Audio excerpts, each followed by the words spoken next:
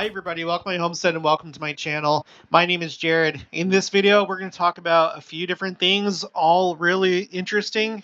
First, we're going to go back to President Nelson's gratitude message that he gave back in November 2020, because I wanted to look into that further, look into the symbolism of 11 and a couple other things. And then I wanted to look at today. Today is 11/11 and it's Veterans Day. And it's also the day that Noah entered the ark. So want to look into that, especially after Sister Nelson in the last area devotional talked about getting on the ark. And then lastly, I want to talk about the Sabbath and how it relates to the millennium, how it relates to the second coming. I want to look at the term Saboeth. Okay, Saboeth, because that's, as it turns out, kind of an interesting concept that seems like it could relate to the second coming. So those are kind of the three things. So let's start with President Nelson. Okay, so I didn't know the last time that I talked about this, and I think it was the last video where we were going over Sherry Dew's talk, where she said that he wanted a specific day and time and even length of the video. And that she seemed to indicate that as a result of that, it reached the widest audience that a prophet had ever reached. I guess to that point. I don't know if that's changed since then, but I think she said it was like 90 million people that this message reached. And so in those terms, it was a huge success. And I don't know if it's simply, that was the purpose of the specific day, time, and length. We've looked at the length of the video. It's a very interesting length. It's 11 minutes. And then it closes out, regardless of whether you're on YouTube or Facebook, wherever you watch it. When you're 11 minutes and 17 seconds in, that's when it starts to fade. And during the 18th second, that's when it's done. And we've been talking the last few videos about 17 and 18. Just as a recap, okay, going from 7 to 8 is like going from completion, which is 7, perfection, completion, the end of a cycle. And then the next day, when you're thinking about weeks or God's creation of the earth, the next day is a new beginning. And so I tend to think that's why 8 is the age of accountability. You come to this earth, you have your kind of like orientation years. And after that's done, on the 8th year, you're now in the age of accountability. It's a new beginning, right? So, and I'm not going to go over all the things. You'll just have to look at the last couple of videos. But suffice to say that April 2022 General Conference was the conference of the number 17.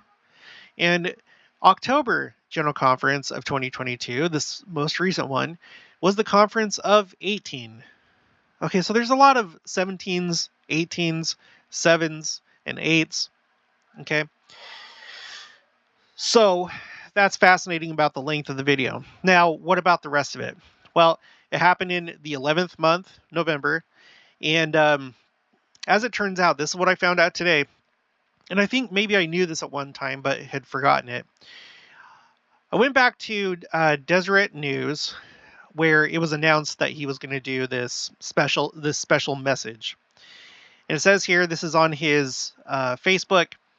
My dear friends, the challenges that we face as fellow global citizens are immense, but our ability to feel hope and seek healing in Jesus Christ remains strong.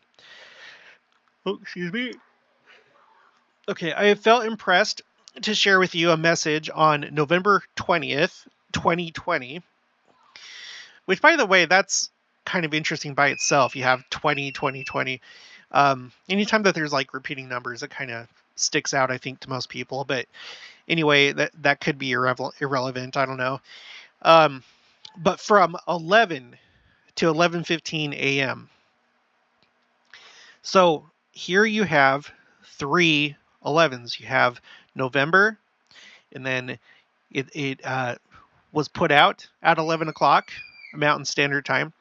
And then the length of the video was 11 minutes.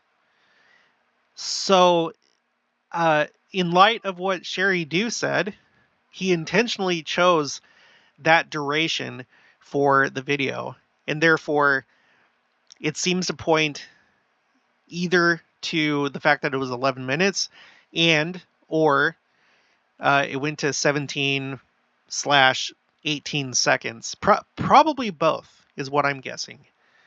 And I say that because, again, you'll have to watch the last couple of videos. In April, he gave a talk that was 17 minutes and 17 seconds. And then that was like his main talk of that conference. And then in October this year, his talk was 18 minutes and 31 seconds. Okay. 1831, as I noted, that's the year that New Jerusalem was identified as being in Jackson County, Missouri. And in that same talk, he called on us as though identifying us, the people of the second coming, and of course, including New Jerusalem, those that are going to live in New Jerusalem and have their inheritance there. So I don't think it was coincidental at all. At all.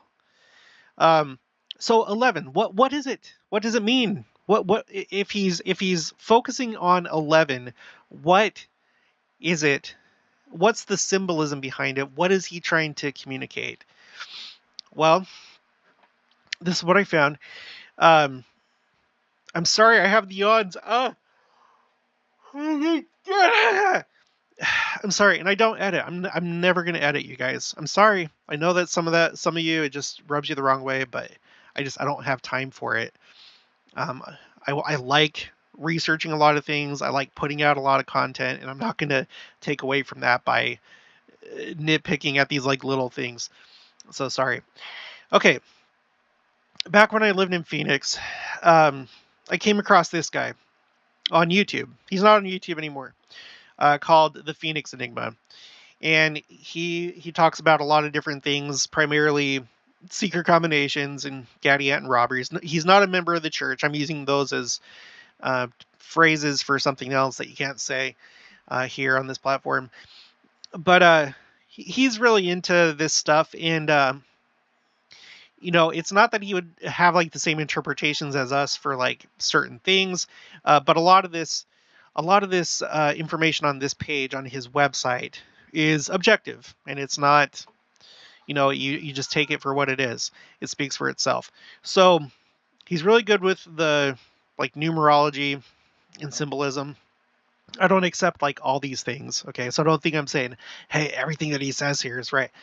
No, but there's a few things I think that he did pick out that are right. Okay. So first, Jesus spoke about workers of the 11th hour in his parable of laborers. So that's something that we've talked about a number of times on the channel. The 11th hour, right? The movie Saturday's Warrior, that's kind of like also part of that idea that we're in the 11th hour. In fact, I don't know if I have it on my phrase tracker, but anyway, I'll look into that later.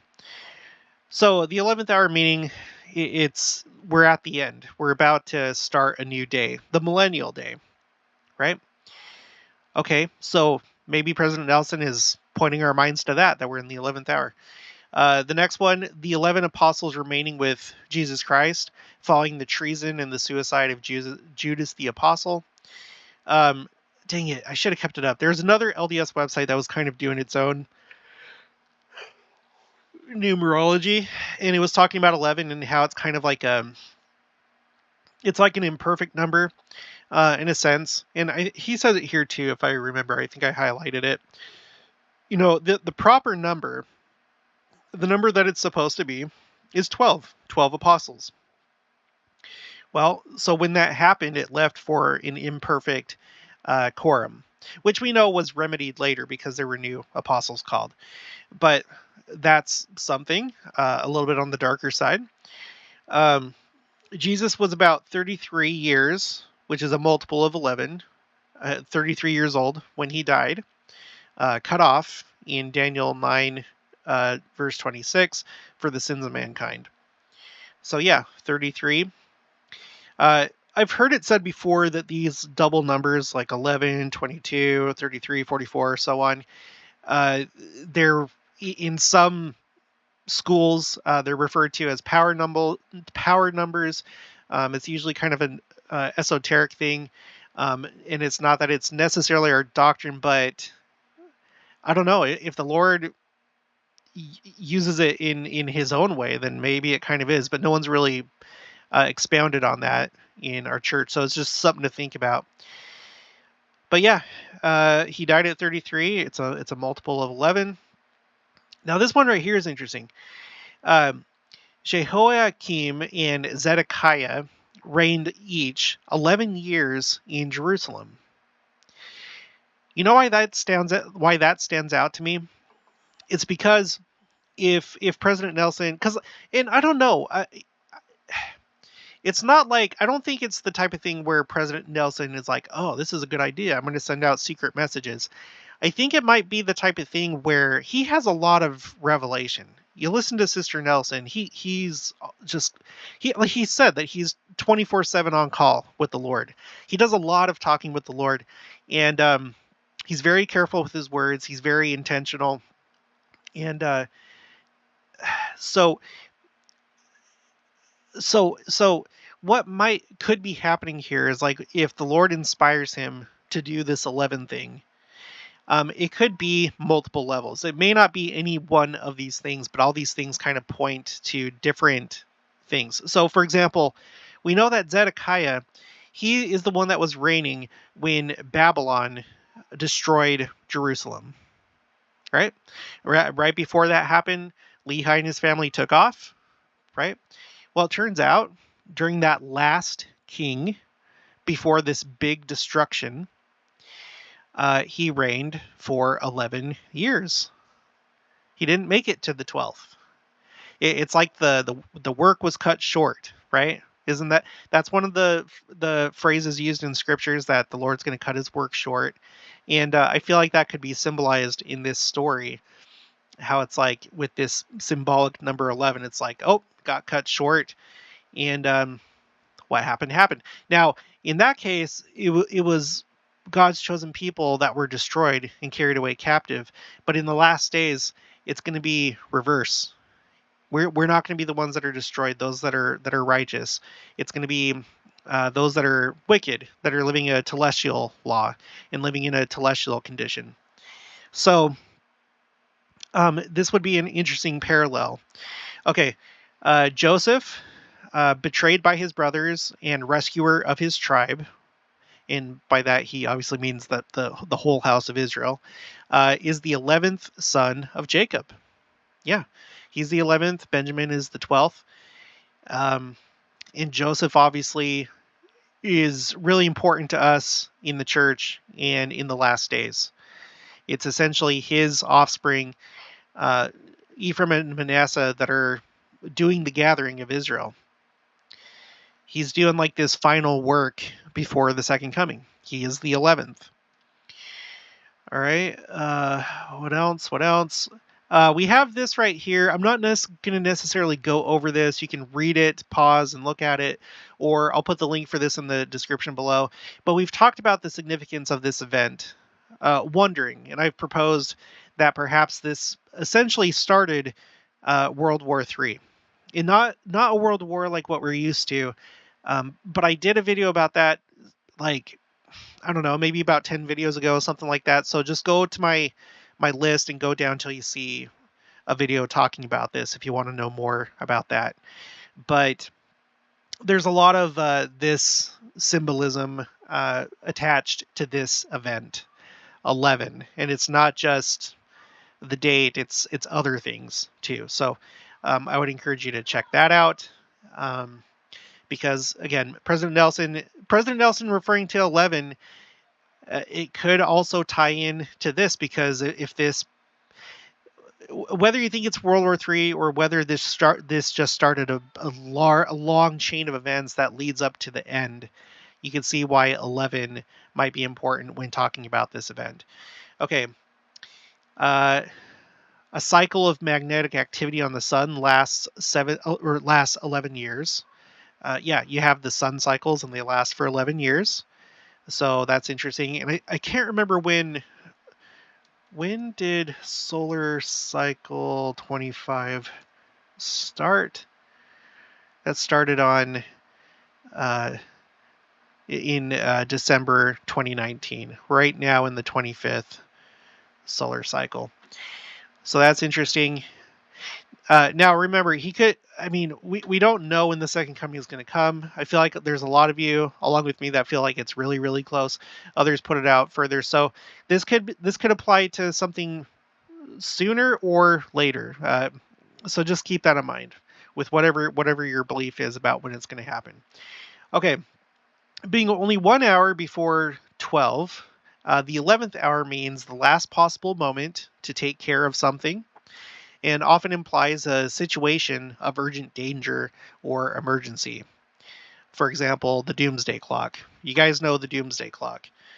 It's doomsday clock, Wikipedia.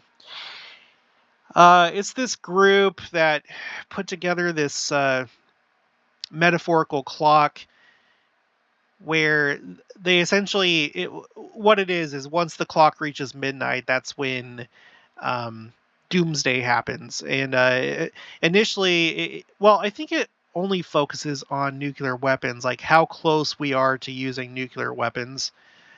Although I think they've included other things. I'm not sure.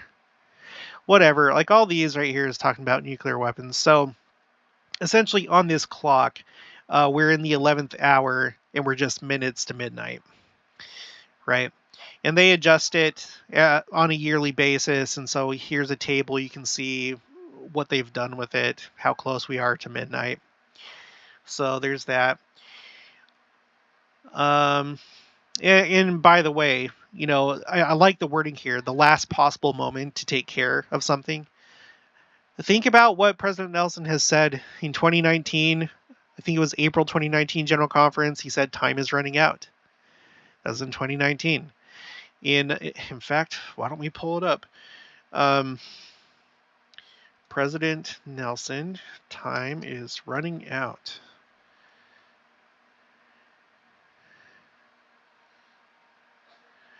I'll look that up later, and then I'll put the link in the description below. But we also have President Nelson, now is the time. That's what he told us in April. That was the name of his talk. Now is the time. Just now is the time. And by the way, 17 years earlier, he did another talk while he was Elder Nelson in the Quorum of the 12 Apostles called Now is the Time to Prepare. Now, 17 years later, it's just simply now is the time. And in both talks, he shares this poem that has to do with time. It's about a sundial. We're in the 11th hour. I think that's what he's communicating here. Look, here's a 544. It's a double number. I'm not going to interpret that I don't know if it means anything, but you know, there's that. And yeah, time is running out. Now is the time. Yeah. Let's move on. In math, 11 is a prime number. It is the smallest two-digit prime number in the decimal base. Multiples of 11 by one-digit numbers all have matching double digits. For example, 11, 22, 33, 44, etc. In the military. Now this ties into today. And this is interesting. I'm not claiming that something's going to happen today, but 11/11 does seem to be a special day. And let me just show you part of that. Okay, World War I ended with an armistice on November 11th, 1918. There's an 18 right there. That's interesting. I'm going to highlight that in yellow. Okay, November 11th, 1918, which went into effect at 11 a.m. Okay, when you look into secret combinations, there's theories about why this is. There's like a whole school of thought when it comes to this day and World War I and this symbolism. Okay, so it was the 11th hour of the 11th day of the 11th month of the year. Armistice Day is still observed on November 11th of each year, although it is now called Veterans Day in the United States and Remembrance Day in the Commonwealth of Nations and parts of Europe. So, in the UK, the Commonwealth of Britain, essentially. So Canada, I'm assuming Australia, it's also called Remembrance Day. So that's interesting, because if there is a World War III, if we're in it right now, or if it's about to take off, then 11 is kind of a number, I think you could say, that symbolizes these world wars. You know, this was supposed to be the war that ended all wars, the Great War. So it's fascinating. Make of it what you will. I know that this video is going to drive some people crazy. The ones that are just so anti-speculation that you can't think about things or consider possibilities. But make of this what you will. All right? But today, the day that I'm recording this, and I'm sorry that I didn't have this scheduled at 7 Central Time like I usually do. It's been a rather interesting 48 hours for me. Can't go into details, but just like in my personal life, it's been very interesting in a good way. Okay, so make of this what you will. All right, let's move on. I just wanted to show you here in 2 Kings chapter 24, verse 18 of all verses. Zedekiah was 21 years old when he began to reign, and he reigned 11 years in Jerusalem. This is interesting because 21, that's 3 sevens, right? And again, 7 is a number of completion. It's perfection and completion. And what's interesting is that with this king, this was the completion of this period in Jewish history before Babylon. When you look at Jewish history, like if you listen to Jewish historians or just historians in general, there's a lot of like really key events in Jewish history. Like if you took like the top 5, I would say, now, I mean, don't quote me, but from what I've noticed, this one is going to be up there. It's going to be in the top 5, at least, if not like the top 3. This was a huge event. And so having a 3-7 king, okay, completion, probably not coincidence. But anyway, he was the last king before the big punishment, you know. Israel had kind of like 2 really large punishments and scatterings. The first one was with the Northern Kingdom, which, by the way, it happened in at least on our church website, they estimate it at 721 BC. So 721 BC, the Northern Kingdom. And then you had the Southern Kingdom about 600 years BC. Both of those events affected Israel in an incredible way. It changed everything forever. So with that in mind, with such a huge event, and 21 and 11 being associated with that, makes you wonder what President Nelson might be trying to communicate to us. And frankly, I think that it's over. I think that's what it is. I think it's over. Especially the fact that he's giving this in the year 2020. 2020, I don't need to tell you, the world changed that year. The world changed. Everybody recognized it. Everybody. Okay. The world was impacted in a way that it had never been impacted before. And by the way, that's the year that Angel Moroni dropped his trumpet. That's the year that we had that incredible general conference in April with the Hosanna shout, the new church symbol, the proclamation.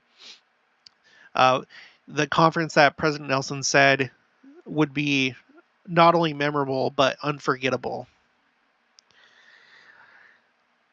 This is the year that was 400 years after the Mayflower landed. And when did it land, by the way? Oh yeah, it landed on November 11th, 1620. That could be another thing that he's pointing to. You know, that year, that was 400 years since the Mayflower. I don't know how else to like put this. Like you look at all these different things associated with 11. What do you think? You think all this like stuff that really works nicely together is just coincidence, or do you think it's deliberate? I think it's deliberate. All right, so anyway, moving on from 11, today is the 17th of Cheshvan. You know what that means? On the Hebrew calendar, that's the day that the flood started. It's the day that the rain began. I'm on Chabad.org. It's my favorite site for anything that has to do with Judaism, because they're pretty authoritative when it comes to Jewish doctrine, history, so on and so forth. Okay. So today is a Friday, and the day that he did his thing on November 20th, in that year, it was a Friday. Okay? It was a Friday. This year, so it was a Friday. Let's go back here. So the rains began to fall on the 17th of Cheshvan of the year 1656 from creation, according to Judaism, right? So Noah enters the ark on that day as well. So it not only starts to rain, but that's the day that he enters the ark, which really catches my attention after Sister Nelson just mentioned entering the ark during the Alberta, British Columbia devotional. She quoted some friends that are serving a mission in Malta. They said, President Nelson, this general conference was the best. It seems like you just asked us to get on the ark. And of the 3 things that she put up on the screen during her talk, that was one of them. That means that she's highlighting that. She wants you to like really think about that. And I think that is in fact what happened this general conference, frankly. Why? It's because President Nelson said he called on us to be the people of the second coming, just in plain language. In plain language. In the talk before that, Elder Bednar talks about the final reminder. Okay, you get an invitation way in advance, which I think you could say would be the beginning of this dispensation, which interestingly enough started in 1820. So you have 1620 with the Mayflower. You have 1820 with the first vision. You have 2020, which President Nelson makes a really big deal of, and it's a year when the world loses its mind and everything goes crazy. And then he gives his message on the 20th day of November. So as we look at Cheshvan 17 of this year, which is today, biblically that's the day that Noah entered the ark. And then almost exactly a year later, it's a year and 10 days later, that's when they got out of the ark. It says here, 365 days, 1 solar year, or 1 year and 11 days on the lunar calendar. So there's another 11.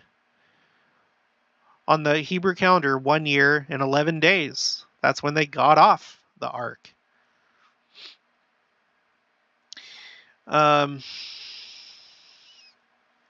So now what are we talking about when we're talking about days? You come to Genesis, and by the way, this story takes place between chapter 7, that's when the flood starts or the raining starts, and then the end of the story is in the next chapter, chapter 8.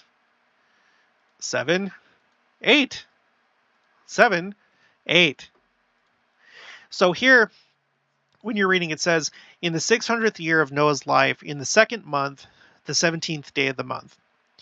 Now, some of you might, if you're familiar with the Jewish calendar, you're like, whoa, whoa, whoa, whoa, whoa, whoa, whoa, whoa, whoa, whoa. We are not in the second month right now. We are in the 8th month. Why would they say that? If you're not familiar with the Hebrew calendar, this is how it goes. So, on Wikipedia, this is how they have it. You have the biblical months. So, Tishri is the 7th month, but as far as when the date changes from one year to another, it changes in Tishri. So, on the civil calendar, or I guess you could say like the date changing calendar, Tishri is the 1st month, but the way that they look at it as well, and it seems like this usually takes precedence, is they view Tishri as the 7th. So Nisan, the month of Passover, the month of first fruits, the month of Christ and the atonement and the resurrection, that's the 1st month. Or on the civil calendar, it's the 7th month. So I know it's kind of confusing, but every time I listen to Jews like talking about months, they're usually referring to Tishri as the 7th. They're like using this right here, the ecclesiastical biblical numbers for the months. Now, for whatever reason, I don't know. So you can see where on the biblical side, the 2nd month would actually be Iyar. And that's usually between April and May. So it's like, what? We're not in the 2nd month. Well, on the civil calendar, we are on the 2nd month. On the civil calendar, we're on the 2nd month. On the biblical calendar, the 2nd month isn't until April or May. Now, on Chabad, you can see that they're saying that the 17th of Cheshvan is the day that he entered the ark. So the way that they're interpreting it is that, no, it was not Iyar, it was Cheshvan. Therefore, it's today. It does say down here, this chronology follows the opinion of the Talmudic sage Rabbi Eliezer. According to Rabbi Joshua's interpretation, the flood began on Iyar 17, and all above dates should be moved ahead 6 months. So this is like a common theme in Judaism. Whenever I talk to not my rabbi, I'm not Jewish, but the rabbi I speak to every other month, he's always like cracking jokes about how Jews have different opinions about things. And it's because in the Talmud, which is a big commentary on the Mishnah, which is the oral Torah, there's like conflicting opinions. And I guess like in synagogues and stuff, there's like people that debate how things should be. It's just like it's a Jewish thing. But I would say that the prevailing opinion, because here's another website. This is Yeshiva, the Torah World Gateway. They say this. They say the same thing here as Chabad, that they believe that the 17th of Cheshvan is the 2nd month when we're reading the flood story.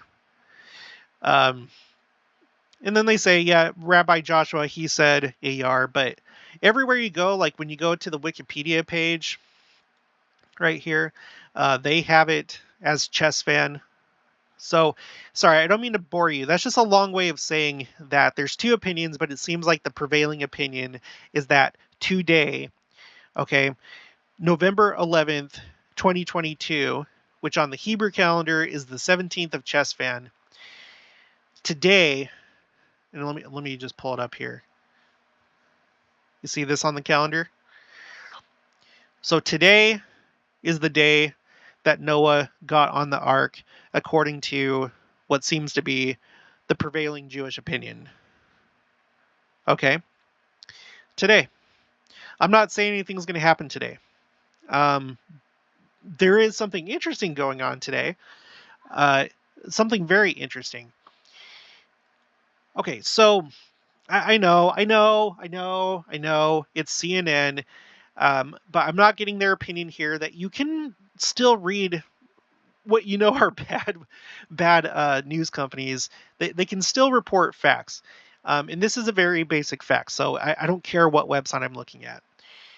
Okay, so today, and think of this in light of my other videos, that we are possibly in World War III right now. If not, it could easily start out of this conflict, the Ukraine war. Why? It's because Russia feels like they are facing an existential threat. Okay, I'm not saying that they are. That's just how they feel. That's what they say. And so this war is really important to them, and it's really critical for them to take those 4 provinces from Ukraine. Now, they haven't been very successful in the war. In fact, Ukraine is starting to gain ground and take land back. And everyone's been wondering, oh gosh, how does this end? It's because does it end with Ukraine winning and then Russia being embarrassed? If that's the case, will Putin do whatever necessary to make sure that they win, up to and including using nuclear weapons? That's something that nobody knows. But if that happens, man, this is going to be a world-changing year.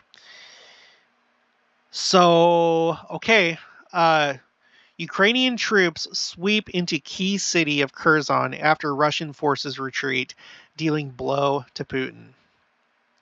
I'll explain the significance of this. Ukraine forces swept into the key city of Kherson on Friday, that's today, as Russian troops retreat to the east. So, if you've been following me either on this channel or on my other channel, Watch for the Signs, you know, or if you've just been following the war, you know that there's these 4 regions, okay? 1, 2, 3, 4, that have been newly captured by Russia. They took Crimea way back in 2014. This year, they took these 4. Of these 4, the only capital city that Russia actually has successfully captured since the beginning of the war in February was the city of Kherson. The city of Kherson is the capital of Kherson Oblast, or in other words, this province. So that's why it's key. They don't have Zaporizhzhia right here. Okay, they have most of the province, or the oblast, of Zaporizhzhia. Sorry, I've seen different spellings for this. So on this one, it's Zaporizhzhia. Okay, whatever. So they never took this. Donetsk and Luhansk was already kind of in their control, but as a result of the locals there rebelling against Ukraine. So it was already in their hands. Russia did not take those cities as a result of this invasion. The only main city that they took was Kherson. Now, I'm looking at the Institute for the Study of War, and they have not updated their map yet, but this other war map that I use a lot has. This is liveuamap.com. And you can see right here, it's kind of obscured by these icons, Kherson. Russian forces have retreated to the east side of this river. And we just read the news. Ukrainian forces have swept through the city. So today is kind of a pivotal moment, I would think, in this war. What does Russia do now? There's been talk about this dam that's upstream right here, where both sides have said that the other one is going to blow up the dam. Ukraine says Russia's going to blow up the dam and then blame it on Ukraine. Russia says that the Ukrainians are going to blow up the dam. Either way, if that dam gets blown up, there are 80 communities downstream that are going to be decimated, including Kherson itself. People have thought, okay, well, maybe Russia will do it because it'll help them in their retreat. On top of that, maybe it'll take out some forces or whatever. And it would be, in terms of damage, as destructive as a nuclear bomb. So there's that. that's potential. It's been a while since I've like looked into this closely, so I don't know if conditions have changed since the last time I looked into it, but that's what they were talking about at least a couple weeks ago. Or is this the point where Putin's like, okay, this is it? We have got to do some serious things now, and then he uses a nuclear weapon, or he, blows up a bomb over the Black Sea, or something like that in a show of strength, a threat. No one knows. No one knows. But today, however you look at it, was uh, a pivotal or at least a significant day since Ukraine took this city back. Is this going to lead to something wider? Is this the start of the reign? I don't know. But what we can do is just wait and see. I don't know. So, as we look at these dates, okay, and we look at the Hebrew calendar. So, again, President Nelson, November 2020, on a Friday, he does this message that encodes these 3 11s and a 17 and an 18, and highlighting the situation that the world is in at that time. Now here we are exactly 2 years later, and on a Friday, in fact, let's see, this was the third Friday. Okay, so that doesn't match up, but on a Friday in November, 2 years later, here we're talking about this pivotal thing that's happening today. It's the 11th, it's November, it's the 17th of Cheshvan. Remember, the days don't always match up. So last year, the 17th of Cheshvan was on the 4th, or sorry, in 2020, the day that the 17th of Cheshvan was on the 4th. So because because it's a lunar calendar. So it just so happens that this year, though, that on the day of 11s, it's the day of Noah entering the ark. Okay? On the 17th, the next day is the 18th, of course, of Cheshvan. It's also a Sabbath, like according to in Judaism, this is a Sabbath day. Tomorrow's a Sabbath. So we got a 17, 18, 11, 11. I think that's all I wanted to say about that. You can look at this closer. If you go to the Kabod website, it tells you all the key days when it comes to the flood. Like anytime that the Bible mentions, on this day this happened, they have like this timeline right here, and it culminates with 1 year later on Cheshvan 27. So it's interesting stuff.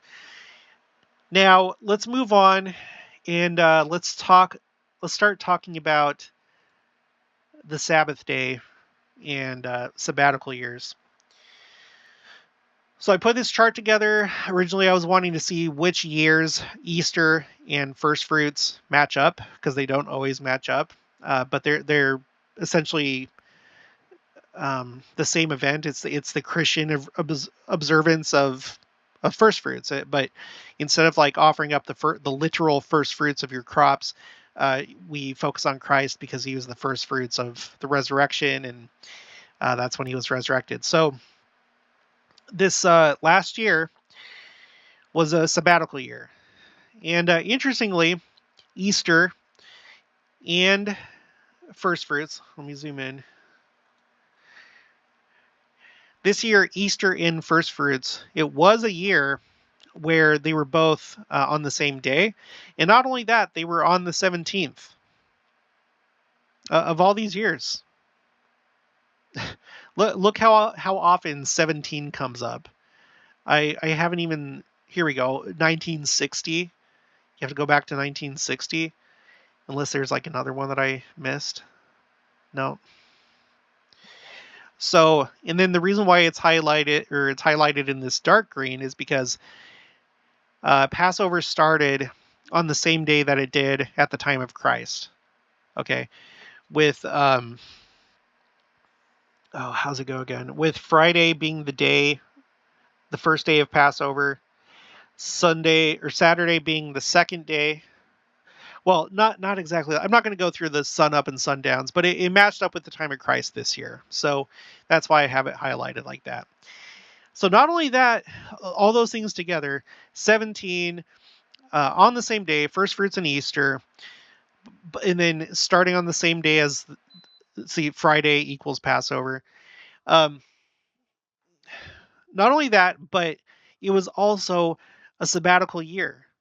So the way that they do it in Judaism is like, for example, this year right here would have been, Sunday, Monday, Tuesday, Wednesday, Thursday, Friday, and then Saturday.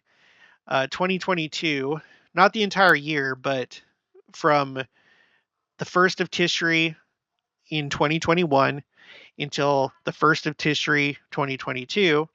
So basically on our calendar from September to September, it was a sabbatical year. So we are no longer in the sabbatical year. So in the day of weeks, we were in the 7th day. The sabbatical year represents like the Sabbath. It corresponds to the Sabbath. It was the 7th day. Now, this year is the Hebrew year 5783. Now we are on the first day of the week, Sunday. I think that could be important. I'll explain why in just a minute. You'll have to go back a few videos.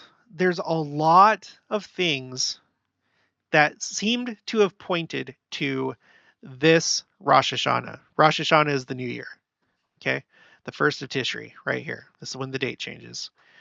There were a lot of things specifically pointing to this Rosh Hashanah, which I would interpret personally as pointing to this Hebrew year. Okay? Okay. So, excuse me. And I guess it's worth mentioning, remember, there were key things happening with the Russia war during this time. While we were having General Conference, Russia was in the middle of annexing those 4 provinces. And then on Wednesday, the 5th of October, they finalized it in their legal system, according to them. So that happened on a significant day. The referendum voting happened the week of Rosh Hashanah, right here. Okay. The voting ended on the 30th, and then the next day was General Conference. And on Sunday, the 7th, that's interesting. I just noticed that right now. On the 7th of Tishri, it seems that President Nelson asked us to get on the ark. Okay. So you have that. So I'm wondering if 2023, being the first day, if it could be the time that Christ comes, a time when he would choose to do the second coming, like the official set, or I mean, however you want to think of it. Maybe it's the year that he comes to the saints, the year that they're translated, the year of Adam Mondayamin, which I think Adam Mondayamin has already taken place, like at least the first sessions. And I tend to think that these area devotionals are in some way related to it, based on what Bruce R. McConkie said in Millennial Messiah, how there would be multiple sessions and that it would go across different continents. I tend to think that this could be related to Adam Mondayamin. So some big event having to do with the second coming, if not the official second coming itself, in 2023. And I'm not saying that it's going to happen. I don't know. I'm just like looking at things that could be pointing to this year. The most obvious of which is President Nelson. It seems like he just asked us to get on the ark. I call upon you to be the people of the second coming. He shows us a video of Christ coming down out of the sky to the Nephites. Completing the temples, right? 100 temples that he announced in April, with the number 17, announcing 17 temples, and then a total of 300 temples this dispensation. Since the St. George Temple. 300 with 18 temple announcements.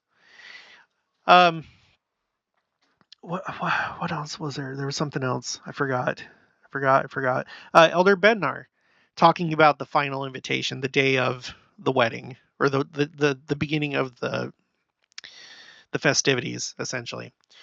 It really felt like that was the theme. Okay. And you just look at all these things that are happening. It all fits together very nicely. But you think what you want. I'm not saying that this is exactly how it's going to go, but I would think that the Sunday of years may be a good year for Christ to come. Why? Because Sunday is associated with the resurrection. That's why we no longer observe the Sabbath on Saturday. In fact, I'm going to read a bunch of things here.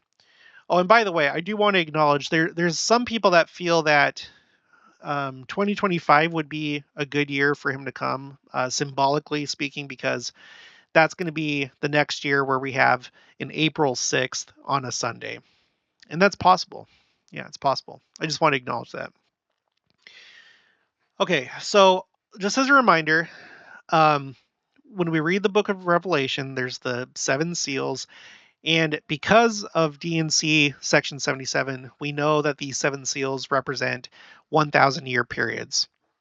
So we don't look forward to the white horse or the red horse or the black horse or the pale horse like other Christians do, because they don't have the understanding that these are associated with the first 4,000 years of this earth's temporal existence, right?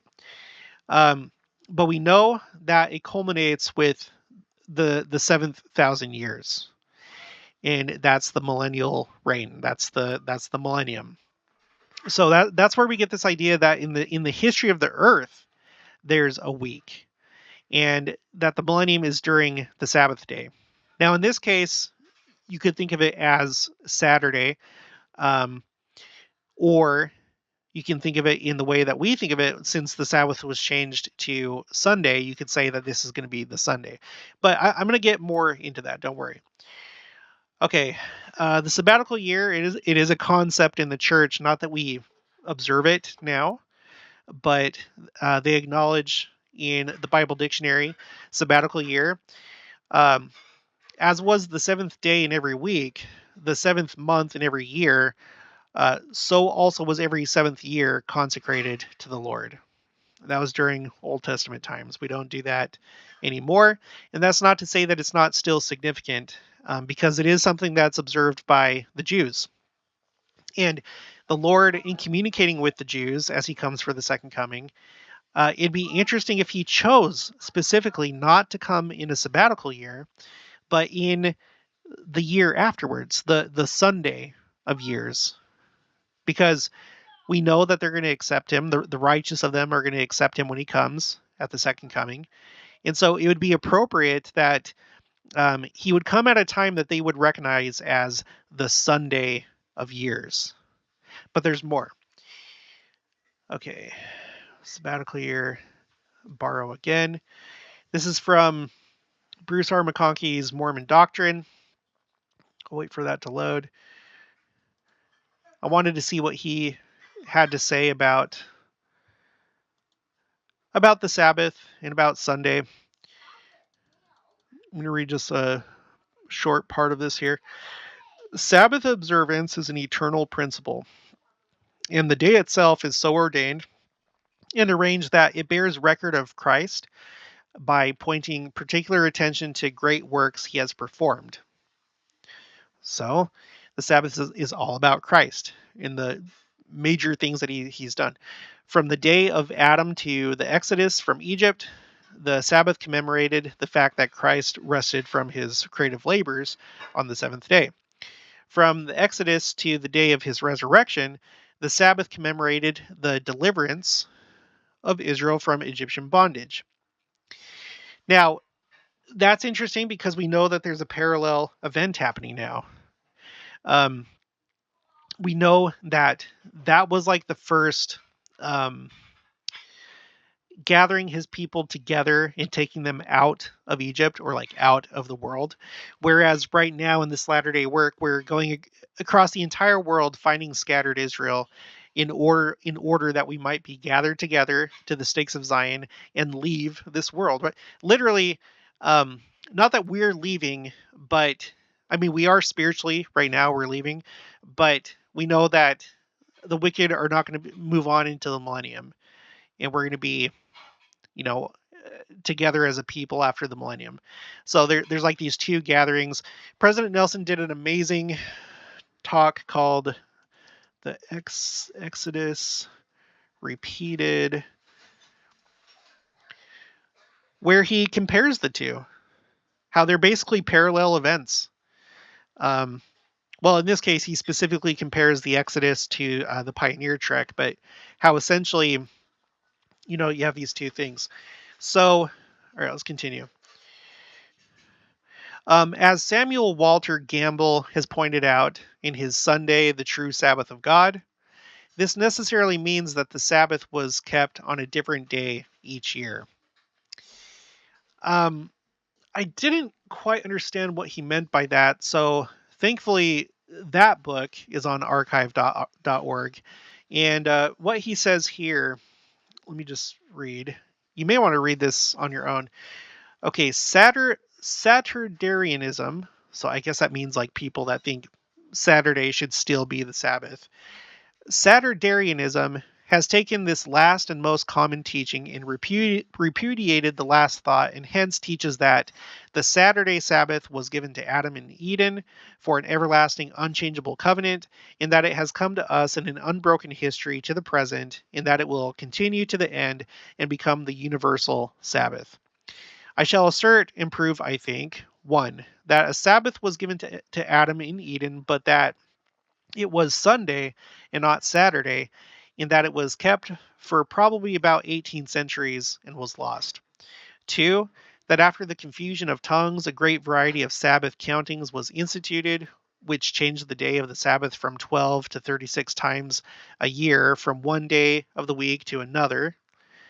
3, that God led the Egyptians into the nearest approach to the Edenic Sabbath by enabling them to establish a fixed week of 7 days, commencing with the day of Saturn and ending with a seventh day Sabbath, Friday. That God, through Moses, gave the children of Israel a system of fixed date Sabbaths, which changed once every year between the Exodus and the crucifixion to a different day of the week. And hence, that Saturday never was a Jewish Sabbath for over a year at any one time until the destruction of Jerusalem under Titus. And I'll stop right there. This sounds like it's something interesting to look into, so I'll put the link for this book in the description below. But that's an interesting concept, and it seems like it's one that maybe Bruce R. McConkie shares. And that's an interesting concept if Sunday was always the Sabbath until things were changed later on. So, moving on, from the days of early apostles to the present, the Sabbath has been the first day of the week. The Lord's Day, in commemoration of the fact that Christ came forth from the grave on Sunday. And I think that could be key. You know why? Because one of the main events associated with the second coming is the resurrection. So it would be perfect, I think, that as the Jews celebrate their sabbatical year, which is now over, the next year, the Sunday year, the first year of the year week, that the second coming happens and the resurrection. And you know what's interesting is that when Elijah came to the Kirtland Temple, he appeared not on the first day of Passover when Jews expect him. At the Passover Seder meal, they have an empty chair for Elijah. He's expected to return. He didn't come on that day, but he did come the next day on first fruits. And it seems to highlight that Christ is resurrected and risen. So I guess I wouldn't be surprised if he chose to come a year after the sabbatical year, just in kind of like keeping with that pattern. And also, like I said, it would be a really powerful teaching tool to the Jews, potentially. Not This isn't doctrine. This is just me thinking, and you can tell me what you think below. Okay, so um, the Sabbath has been the first day of the week, the Lord's Day, in commemoration of the fact that Christ came forth from the grave on Sunday. The Latter-day Saints keep the first day of the week as their Sabbath, not in imitation of what any peoples of the past have done, but because the Lord so commanded them by direct revelation in D&C 59. And I just happen to have that up. It says here, starting in verse 7, interestingly, thou shalt thank the Lord thy God in all things. Thou shalt offer a sacrifice unto the Lord thy God in righteousness, even that of a broken heart and a contrite spirit. And that thou mayest more fully keep thyself unspotted from the world, thou shalt go to the house of prayer and offer up thy sacraments upon my holy day. For verily, this is a day appointed unto you to rest. Again, the millennium is going to be a period of rest. And that's something that President Nelson has hit on in this last conference. He was talking about right now how we can have rest if we live within our covenants. And I can't remember exactly what he said, but he pointed out that we could have rest right now. And that's definitely what we'll have in the millennium. For verily, this is a day appointed unto you to rest from your labors and to pay the devotions unto the Most High. Okay, I'll read some more. Nevertheless, thy vows shall be offered up in righteousness on all the days and at all times. But remember that on this, the Lord's day, thou shalt offer thine oblations and thy sacraments unto the Most High.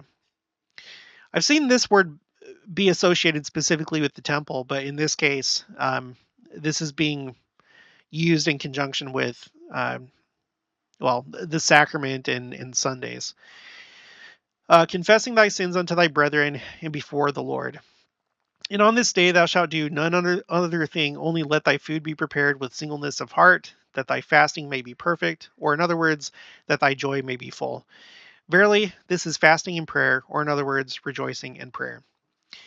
And inasmuch as you do these things with thanksgiving, which is interesting because he's talking about this on Sunday, talking about the Sabbath. And thanksgiving and giving thanks, that was like the message President Nelson shared on this day. Okay.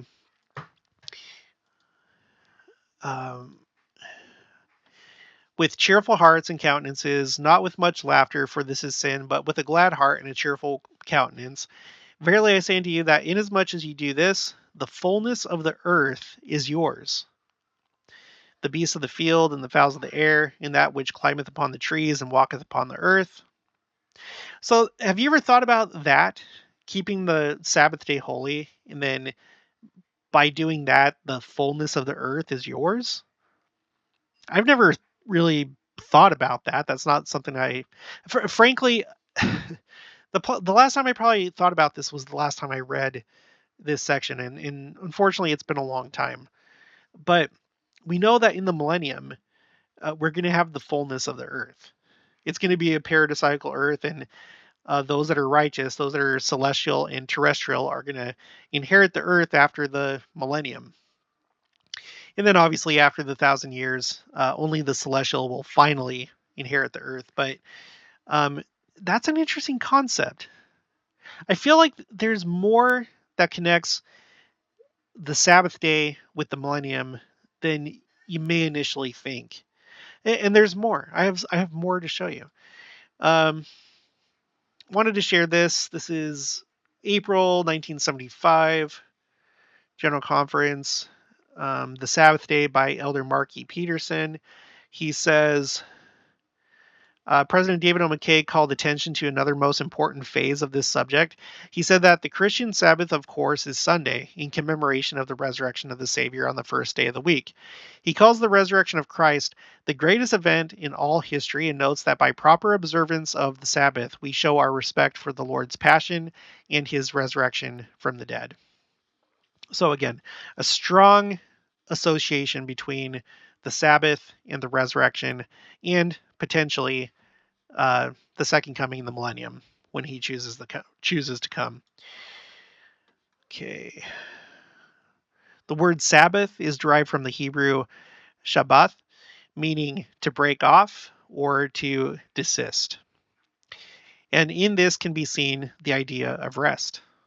Yeah, and in this you can also see the idea of cutting off the tares, right? To break off, to stop, to end this horrible condition that we're in right now, this fallen telestial condition that we're all living in. No doubt the sacredness of the Sabbath day was known to the true believers from the time of Adam, although the Bible is not very clear on this point. The scriptures appear to establish the Sabbath at the time of Moses, but this is probably due more to an incompleteness of the earlier record than to an absence of teaching at the time of the early patriarchs. Still, another dimension is shown after the Exodus from Egypt, wherein the Sabbath is used to commemorate Israel's deliverance from bondage. And in the last days, the Lord has explained that another purpose of the Sabbath is, quote, that thou mayest more fully keep thyself unspotted from the world by keeping it holy in the way he has commanded us. So again, there's this idea of separation from the world, which I think is interesting. Jesus is the maker of the Sabbath and is the Lord thereof. Which day is the Sabbath? The Sabbath has eternal significance. The Old Testament declares the Sabbath is to be observed as a perpetual covenant, which does not necessarily mean that it should be forever on the same day, but rather that the Sabbath is a covenant for eternity. That is of eternal significance and is needed by mortals in every generation for their frequent spiritual rejuvenation. The context of the passage seems to make that point clear. It is evident from the Bible that the sacred day was the seventh day of the week during Old Testament times, whereas in the New Testament, it was observed on the first day of the week by the church after the resurrection of Jesus Christ from the grave. Traditionally, the Church of Jesus Christ of Latter-day Saints has recognized Sunday as the day of worship according to the pattern given in Doctrine and Covenants, section 59. However, in the Middle East today, some branches of the church observe the Sabbath on days other than Sunday, consistent with the custom of the countries in which they are located. And a few of you have confirmed that to me, those of you that have lived there or know people that live there. This is necessary so that meetings can be held at a time when the members of the church can be present. Since the Sabbath is for man and not man for the Sabbath, with its purpose not only to be a day of rest for the individual, but also to be a day of spiritual instruction and public worship, it is important that the Sabbath day be observed at a time when the people can attend. The significant fact remains not to be which day is observed so much as how and why the day is observed, and that the local group of believers observe the same day each week. In the church, the matter of Sabbath day observance can be settled quite effectively from the fact that the 12 successive presidents of the church, from the prophet Joseph Smith to President Spencer W. Kimball, have all seen fit to observe Sunday as the proper day and have thus set the pattern. When rare exceptions to the established day have seemed necessary, as noted above, the proper priesthood authority is able to make the decision. And by the way, this is just a witness to the fact that, we have to be careful with like getting rigid with things, because you have people that have a more, I guess you could say, fundamentalist approach to things that are very literal, very everything is set in stone, very monolithic, very dogmatic. And there are things that never change in the church, like certain things. But we just got to be careful. It's not for us to decide that. It comes from the Lord. and he reveals it to the prophets. So we go with what the prophets say, and they're not just like coming up with their own ideas. Okay, in the Bible dictionary, it says, after the ascension of Christ, the members of the church, whether Jews or Gentiles, kept holy the first day of the week, the Lord's Day, uh, as a weekly commemoration of our Lord's resurrection. And by degrees, the observance of the seventh day was discontinued. See the Lord's Day. Now, this is interesting here. Okay. Furthermore, a decay in the national religious life always follows any tendency toward carelessness in the matter of Sabbath observance. The existence of a weekly holy day is a most important safeguard. Have you ever thought about that when it comes to nations? That a nation's observance or lack thereof can either be a safeguard or something to its own peril. It leaves a constant reminder to the individual of his need for spiritual sustenance and his duty before God, and serves as a witness to the world that there is such a thing as revealed religion. The change from observing the last day of the week to the first day of the week is not so important as the concept and principle of the Sabbath. In either case, the Sabbath was symbolic of the mighty works of God, the creation of the earth, the deliverance of Israel from Egypt, and the resurrection from the dead. All three of these things, you guys, are very millennial. The creation of the earth, because when it was first created, it was in its paradisiacal glory. The deliverance of Israel from Egypt, which right now Israel is being gathered and delivered from the world. And the resurrection, the resurrection of the dead is about to happen when the second coming comes. So you can see why, again, why I feel like maybe, just maybe, after everything that we've witnessed this last part of the year, and looking at all this symbolism, both numbers and days, why 2023, being the Sunday of years, could be a very good year for the second coming to happen. There's more. There's more. Okay, let's look at the Lord's Day. Lord's Day occurs in the Bible only in Revelation chapter 1, verse 10. The first day of the week is meant, being the day of the Lord's resurrection, and also the day in which the Holy Spirit came upon apostles. So look at this. The book of Revelation, this is how it starts out. The revelation of Jesus Christ, which God gave unto him to shew unto his servants things which must shortly come to pass, and he sent and signified it by his angel unto his servant John. And all things that he saw. Blessed is he that readeth, in that hear the words of this prophecy, and keep those things which are written therein, for the time is at hand. I, John, who also am your brother and companion in tribulation and in the kingdom and patience of Jesus Christ, was in the isle that is called Patmos for the word of God and for the testimony of Jesus Christ. I was in spirit on the Lord's day and heard behind me a great voice as of a trumpet. So now I feel like it's kind of like closing in on this idea. Not necessarily 2023, but maybe even the day that the Lord would come would be on a Sunday. Maybe April 6, 2025, because it's a Sunday. I don't know. But you have the book of Revelation that seems to have been revealed on a Sunday. The book of Revelation has everything to do with the second coming. I mean, it has to do with like the lead up, the long lead up. He talks about the entire 6,000 year history of the earth. He talks a lot about the sixth seal. But essentially, what it really points to is the second coming, the millennium, and then finally the celestialization of the earth at the very end in the last, I think it's the last couple chapters where it talks about that period. So this was given on a Sunday. John saw these things on a Sunday. I feel like that maybe that could be a hint. Now, let's go into the word Saboeth. I've always thought that this was a weird word. I know that I had heard the definition of it before, but quickly forgot it. And so I would always hear it and be embarrassed because it's like, I forgot what that meant. Saboeth, hosts. Okay, hosts. The Lord of Sabaoth was a title of Jehovah, which was the pre-mortal Old Testament Christ, the God of the Old Testament peoples. The hosts were the armies of Israel, but also included the angelic armies of heaven. Aha. So when we look at LDS Second Coming painting, our famous painting of the Second Coming right here by, who did this? Harry Anderson. Harry Anderson.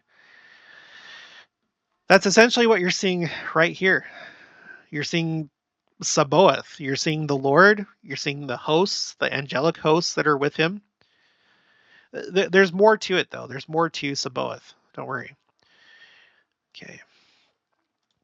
If I can just find it. You'll see here that it has these scriptures, and I went through most of these. I want to show you what they say.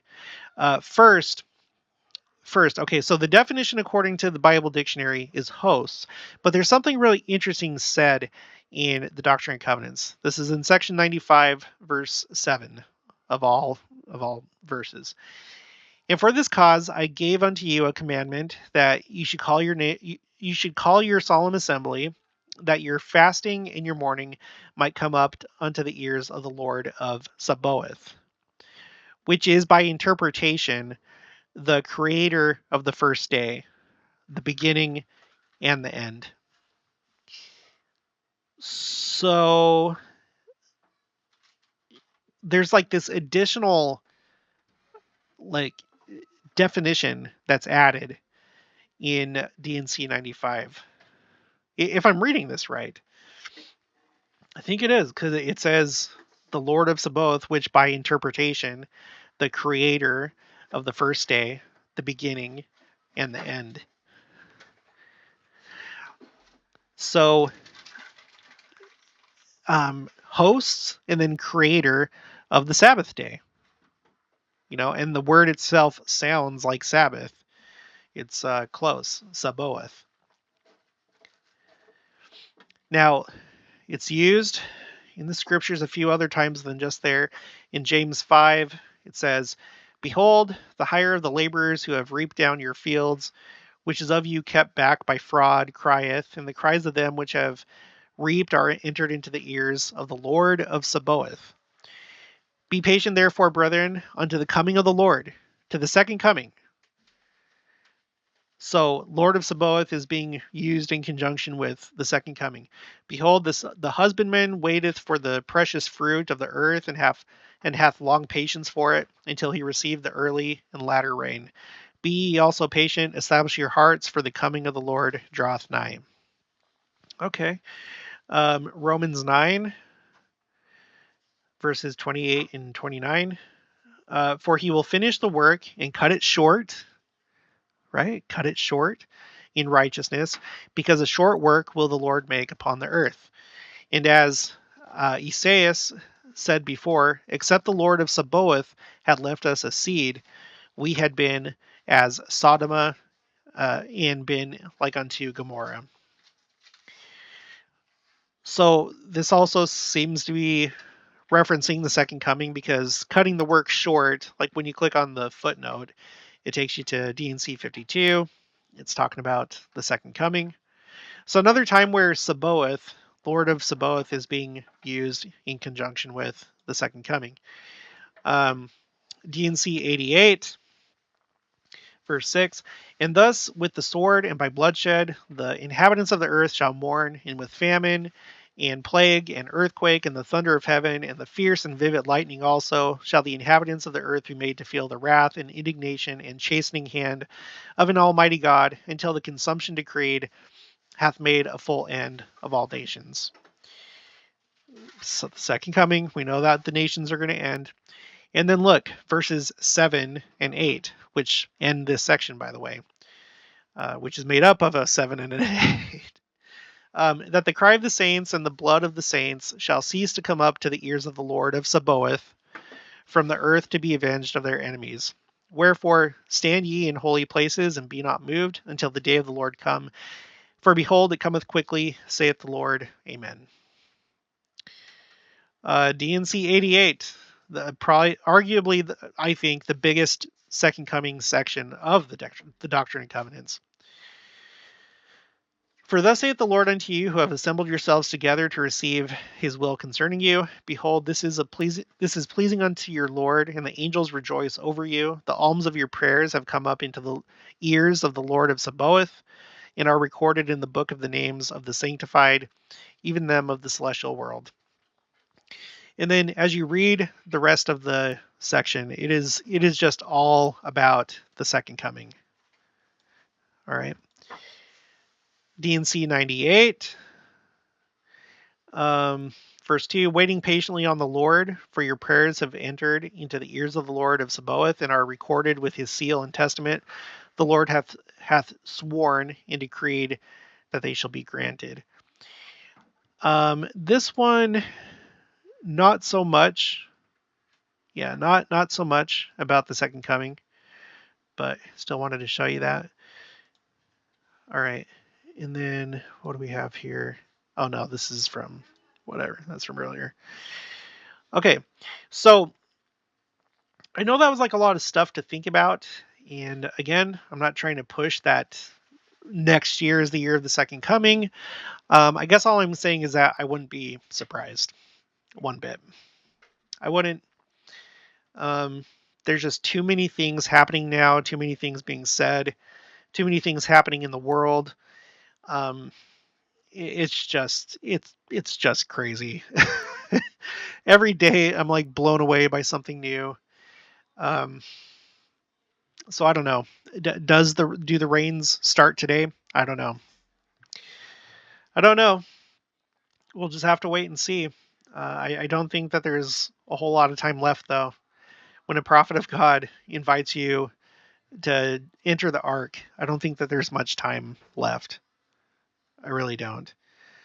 I was thinking about how Sister Nelson made it seem like conference was almost stopped as a result of all the attacks. It seems like both on the church itself as a whole, but also on individual speakers. And one of the big things, so I updated my phrase tracker with everything from October 2022 General Conference. That will probably be my next video. This year was the top year for them talking about religious freedom. And the implication of that is that the church's freedom to function and do what it does is under attack. It's threatened. Just like how Jerusalem will be under siege by its enemies and Christ will come save them. I can't help but to think that something similar is happening with the church as it is being spiritually, financially, politically, socially attacked and surrounded. She said that this was a singular event, this conference, the same conference where he asks us to be the people of the second coming, the same conference where he shows us Christ coming down out of the sky, the same conference that Elder Bednar warned us that we should make sure we're wearing the wedding garment, and that there's a final reminder the day of the festivities. So, I'm thinking of putting together a timeline, but not a timeline of future events. I'm going to do a timeline of things that have actually happened, because I feel like that is much more telling than trying to put things together in a way that seems logical or by using our best interpretation. Because it's not our calling to predict the future. We do have the scriptures that gives us an idea of what's going to happen, but I don't think that they're meant for us to like figure out a timeline or try and calculate when it's going to happen. It may seem to you like we're calculating things here. Not so much. We're just observing what's been said recently and looking at some of the implications. But I want to put together a timeline that I think will maybe open up your eyes, depending on how long you've been watching the channel, depending on where you are in your spiritual process and how long you've been watching for the second coming. For some people, it'll be no surprise. For others, maybe it'll open some eyes. I don't know. But I'm going to put that together. I have no idea how long it's going to take because there's a lot. There's a lot. But okay, well, that's going to be it for this one. So I hope you enjoyed it. If you haven't already, please make sure to subscribe, like this video. If you liked it, leave your thoughts and opinions down in the comments below. Also, make sure to share this, and I'll talk to you guys later.